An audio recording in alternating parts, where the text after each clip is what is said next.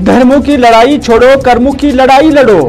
मंदिर बनाने वाले क्या गंगा में बहती लाशें भूल गए? 24 जून से कौन सा कदम उठाया जिससे दिल मिले और दिल की दूरी कम हुई? मुझे पाकिस्तानी, खालिस्तानी और भिंडरा वाले बोलने वाले फारूक अब्दुल्ला ने वो नमक नहीं खाया कि डर जाए। जम्मू में नेशनल कॉन्फ्रेंस सदर फारूक अब्दुल्ला का बयान।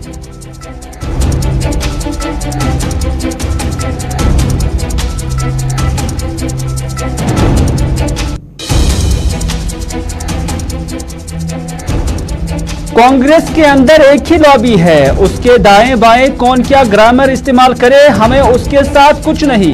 कांग्रेस सदर किसी लोहार की दुकान से नहीं आता है। पीसीसी का जो भी मेंबर होगा वो चुन के आएगा। श्रीनगर में पीसीसी सदर गुलाम अहमद मीर का प्रेस कॉन्फ्रेंस के दौरान बयान।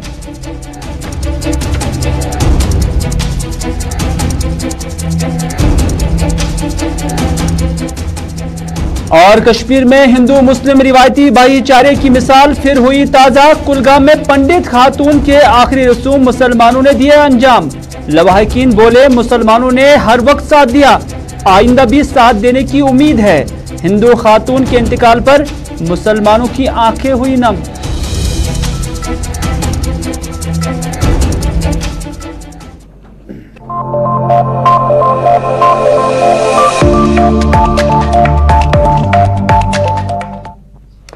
बिस्मिल्लाहिर्रहमानिर्रहीम, अस्सलाम वालेकुम। दोपहर के 4 बज चुके हैं। श्रीनगर के स्टूडियो से बराह रास्त मैं आपका मेजबान मीर हिलाल हाजुरी आपकी खिदमत में हाजिर और स्पेशल रिपोर्ट में मुख्तलिफ खबरें आया चाहती हैं। लेकिन शुरुआत डॉक्टर फारूक अब्दुल्ला के बयान से, क्योंकि डॉक्टर फारूक अब्दुल्ला अपने पार्टी प्रचार को बढ़ाते हुए आज जम्मू के अंदर थे और जम्मू में उनका वालिहाना इस्तकबाल भी हुआ। लेकिन यहाँ पर डॉक्टर फारूक अब्दुल्ला ने कई सारे बयान दिए, कई सारी बातें कही और उनकी बातों का महव मकसद और उनका जो मरकज था वो भारतीय जनता पार्टी वाली जो सरकार है उस पर अटैक था। तो इस तरह से डॉक्टर फारूक अब्दुल्ला ने आज यहाँ पर जमकर जो भारतीय जनता पार्टी है, स्टेट कैडर हो या नेशनल लेवल पर जो भारतीय जनता पार्टी की सरकार है, उस पर उन्होंने जमकर तनकीद किए और उन्होंने कहा कि जम्मू कश्मीर के लोगों की खुशियां वापस लौटा दो। 370 हटाने के बाद जम्मू कश्मीर की लोगों की जो खुशियां थी उनको आपने मिसमार किया, उन खुशियों को वापस लौटा दो। उन्होंने ये भी कहा कि 24 जून को वजीर आजम की सदारत में जो ऑल पार्टी मीटिंग हुई थी और उस पर कहा था आपने कि दिल की दूरी भी जरूरी है, दिल्ली की दूरी भी जरूरी है और इस हवाले से मरकजी सरकार जम्मू कश्मीर के विजाविज इकदाम उठाएगी। तो डॉक्टर फारूक अब्दुल्ला ने सवाल आज इसी गवर्नमेंट से पूछा कि 24 जून से कौन सा कदम उठाया जिससे दिल और दिल्ली की दूरी खत्म हो गई, कौन सी दूरी खत्म की और किस दिल को मिलाया और किस दिल से मिलाया, ये डॉक्टर फारूक अब्दुल्ला ने कहा। और उन्होंने कहा कि इलेक्शन जीतने के लिए लोगों को लड़ाया जा रहा है, इलेक्शन लड़ना है तो काम और कारकर्दगी पर लड़ो।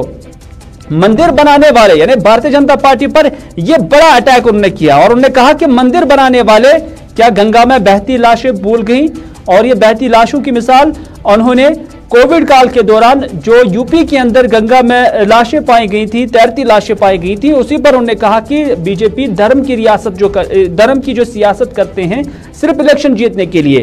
तो इस वजह से क्या वो भूल गए कि जो लाशें तैरती थी गंगा में तो वो क्या थी, उस वक्त उन्हें धर्म याद क्यों नहीं रहा। उन्होंने ये भी कहा कि जम्मू कश्मीर के लोगों को अपना हक हासिल करने के लिए जदोजहद करना होगा और हक से मुराद 370 उन्होंने कहा कि नफरतें ना हटाई तो मुल्क भी ना रहेगा। यानी उन्होंने इल्जाम लगाया कि भारतीय जनता पार्टी की सरकार में मुल्क के अंदर नफरतें बढ़ गई हैं और अगर इन नफरतों को खत्म नहीं किया गया तो फिर मुल्क भी नहीं रहेगा। उन्होंने ये भी कहा कि धर्मों की लड़ाई छोड़ो, कर्मों की लड़ाई लड़ो और अगर आपने इलेक्शन ही जीतना है तो आपने जो कारकर्दगी की है उसकी बुनियाद पर इलेक्शन लड़ो, न कि धर्म की सियासत करो। उन्होंने ये भी कहा कि मुझे पाकिस्तानी, खालिस्तानी और भिंडरा वाले सपोर्टर भी बताया जाता है, पर वो नमक नहीं खाया डॉक्टर फारूक अब्दुल्ला ने कि वो डर जाए ऐसे नामोरल काब देकर। हम मुकाबला करेंगे, गांधी के हिंदुस्तान को वापस लाएंगे, न कि हमने इल्हा किया है गांधी के हिंदुस्तान के साथ, न कि हमने इल्हा किया है गोडसे के हिंदुस्तान के साथ। और उन्होंने ये भी कहा कि इन्हें समझ आ जाएगा, एक दिन इनको होश आएगा लेकिन पानी सर से बह गया होगा।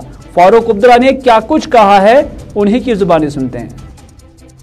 देश का क्या हो रहा है, किस तरफ देश जा रहा है। इलेक्शन जीतने के लिए लानत है, ऐसे इलेक्शन जीतने के लिए जहां आप इंसान को इंसान से लड़ाएंगे, ऐसा इलेक्शन होना नहीं चाहिए।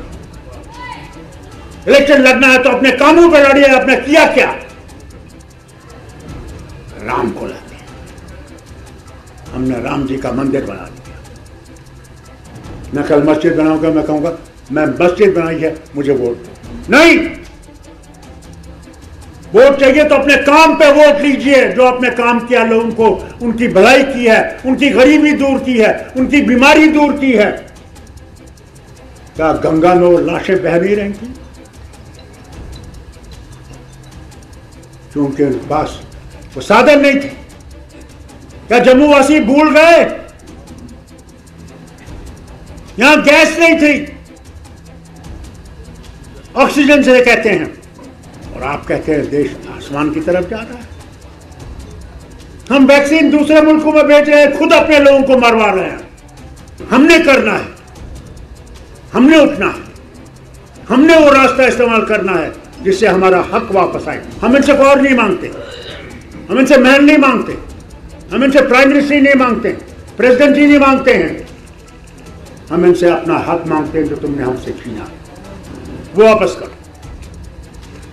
यहां लोगों को खुशियां वापस दो।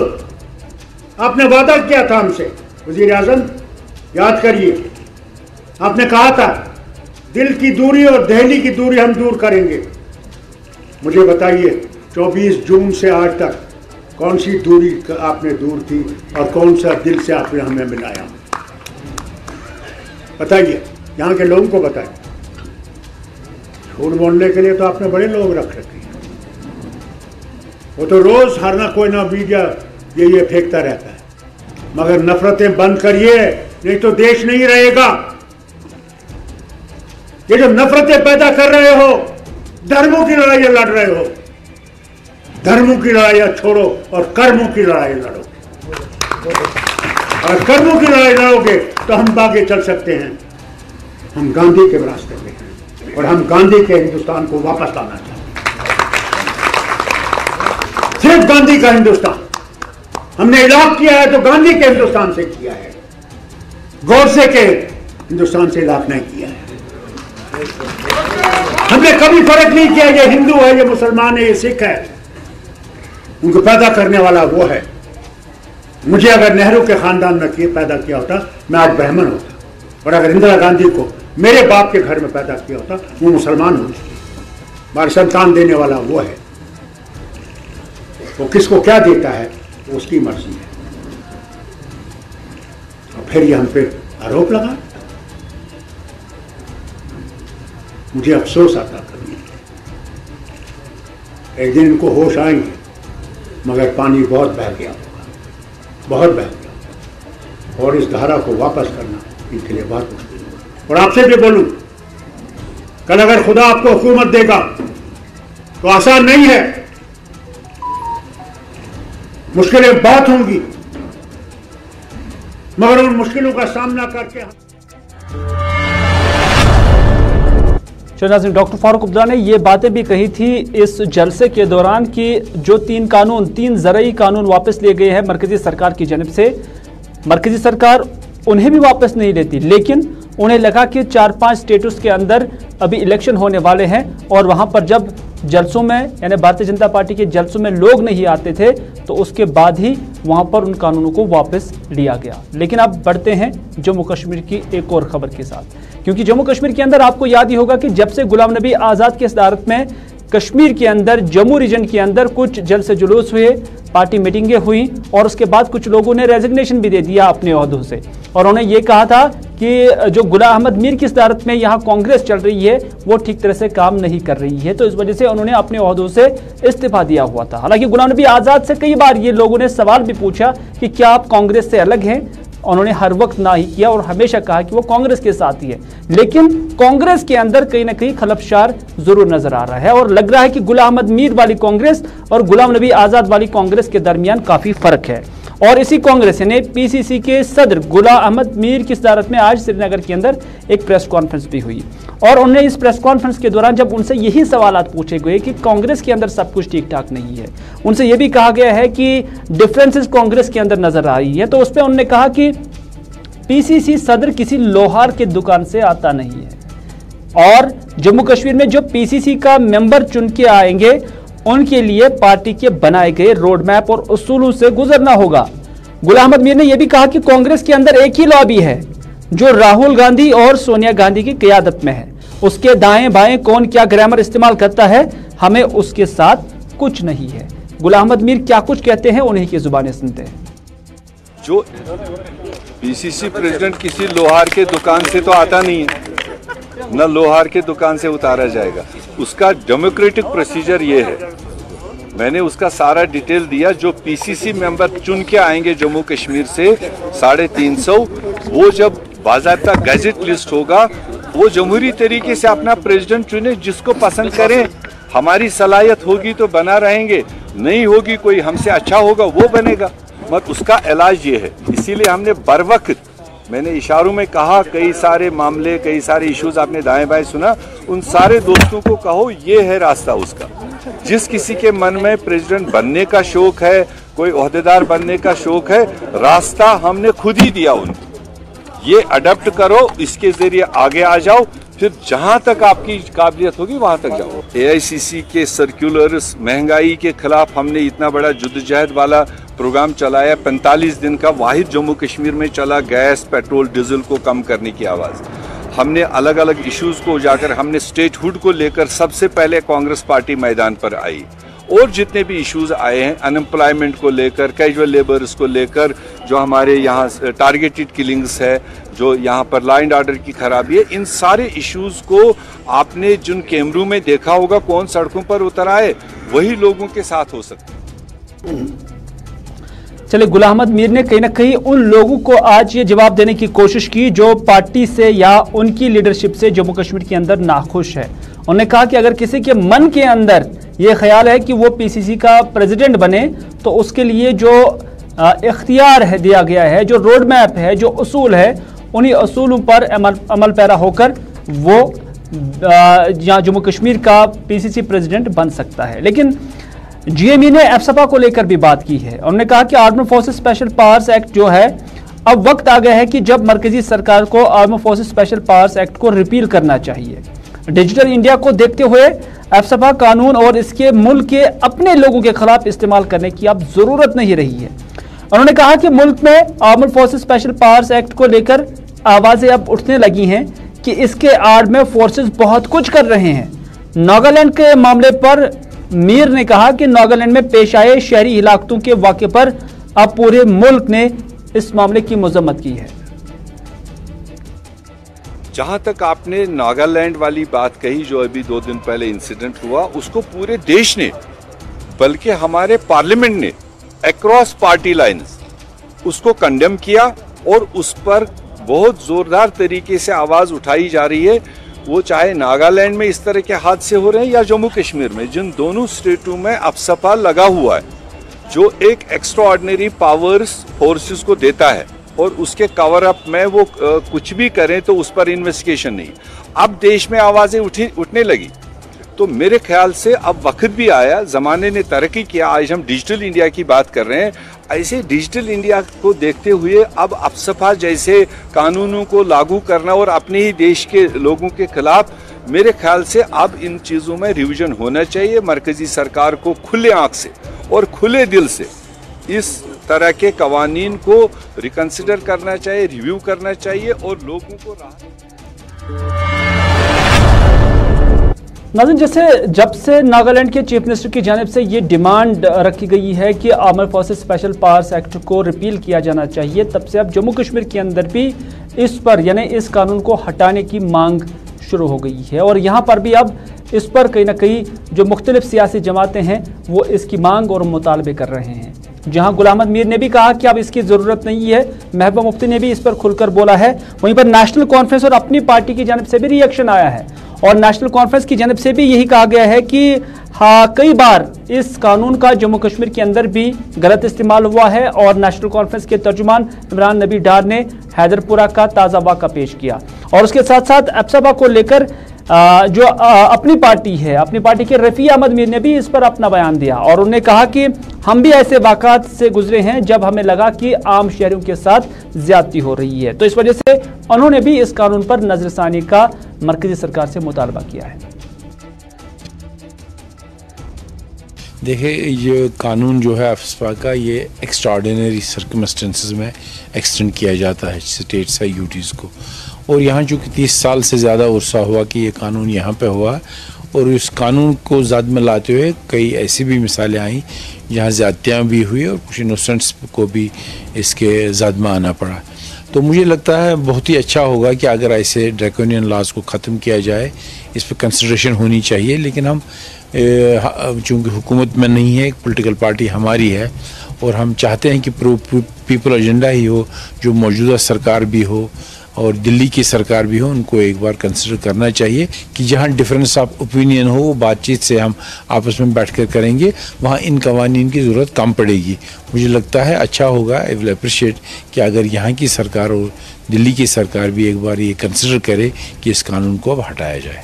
देखिए, जैसा आप बोल रहे हैं, एप्सबा का एक बहुत बड़ा इशू है जो जब उमर साहब एज चीफ मिनिस्टर रह चुके, उन्होंने बार बार कोशिश की कि जिन एरियाज़ में मिलिटेंसी कम हुई है या उसकी इम्पैक्ट कम हुआ है, उसमें गवर्नमेंट ऑफ इंडिया को बेसिकली ये कनेक्टेड है डिस्टर्ब एरिया एक्ट से। तो जब तक डिस्टर्ब एरिया एक्ट रिपील नहीं किया जाएगा तब तक एप्सबा नहीं उठेगा।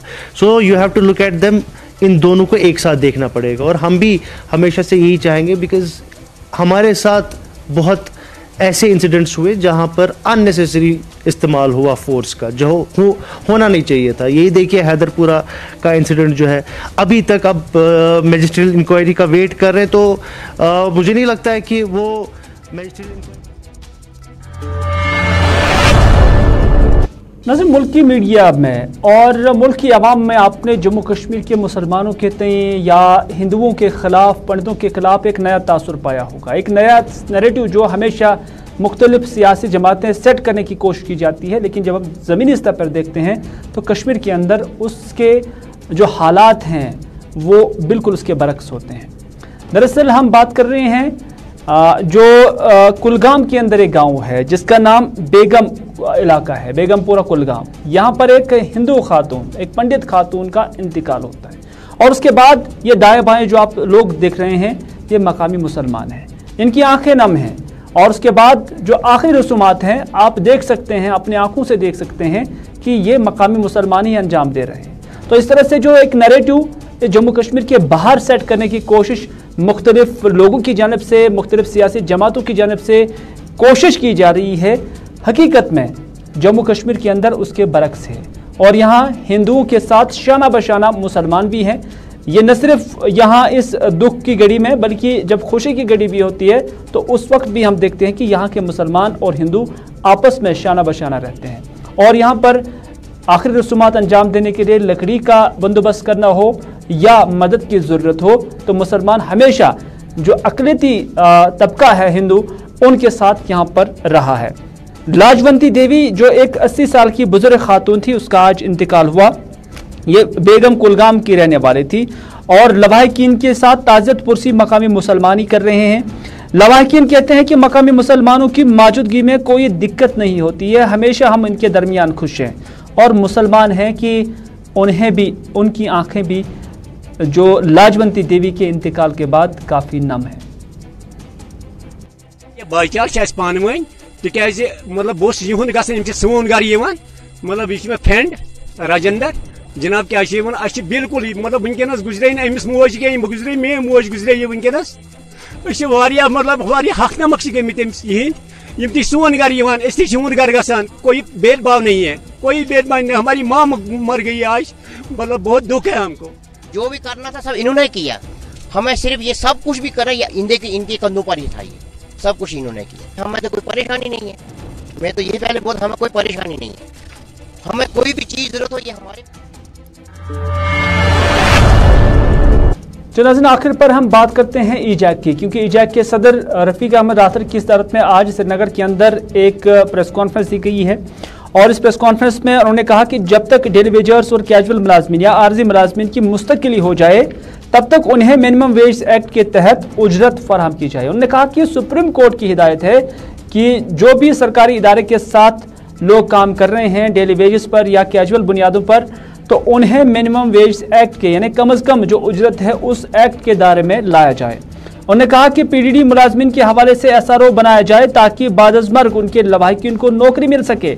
अगर सरकार ने पॉलिसी नहीं बनाई तो सब मुलाजमीन उनका साथ देंगे। उन्होंने क्या कुछ कहा है, आइए देखते हैं। और पीडीडी हम सरकार से बार बार कहते हैं कि जो भी ये मुलाजमीन 61,000 हैं ऑन रिकॉर्ड, जो उसूली तौर सरकार ने तस्लीम किया है कि उनकी सर्विस को रेगुलराइज होना चाहिए और जो लीगल तरीके से लगे हैं, सरकार ने ये तस्लीम की है, तो हमारा मुतालबा ये रहेगा कि सरकार जल्द अज जल्द इनके मामलात और मसाइल को हल करे, इनको रेगुलराइज करे। और मैंने ये भी कहा है कि जब तक आप इनकी सर्विस को रेगुलराइज करेंगे तब तक इनके हक में कम से कम मिनिमम वेज एक्ट को यहाँ पर लागू किया जाए। तो नाज़रीन, ये था आज का स्पेशल रिपोर्ट। इसी के साथ दीजिए अपने मेज़बान मीर हिलाल हांजुरी को आज का ये प्रोग्राम यहीं पर इख्तिताम करने की इजाज़त, इस वादे के साथ कि अगर ज़िंदगी रही तो आपसे फिर होगी मुलाकात। तब तक के लिए खुदा हाफिज़, फ़ी अमान अल्लाह।